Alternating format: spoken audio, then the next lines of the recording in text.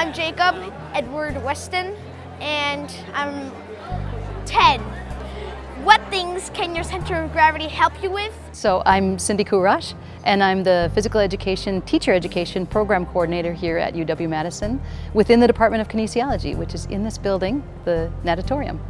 So gravity is this invisible force that pulls objects toward one another, and one of the things gravity does is it pulls us down toward the earth. So it's important to know that that's what gravity is. And then center of gravity is sort of this middle point where all of a body's weight or an object's weight is.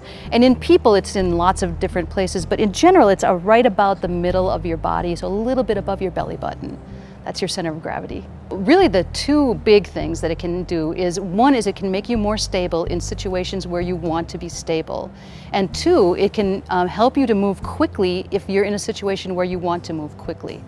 For example, in a sports situation, in football, sometimes a blocker is trying to stay balanced so that they can make space for a runner to run for a touchdown. If they're not using their center of gravity, they would easily be pushed out of the way by a defender. Now, if the blocker was able to use her center of gravity more effectively, she would lower it and be in a more balanced position. And now when the blocker's trying to get to the person with the ball, he can't. She can stay in the way and make space for the runner. In everyday life, sometimes we want to be balanced too. So for doing everyday things like tying your shoes, you also need to use your center of gravity. If you try to tie your shoes without bending over or without lowering your center of gravity, you might tip over.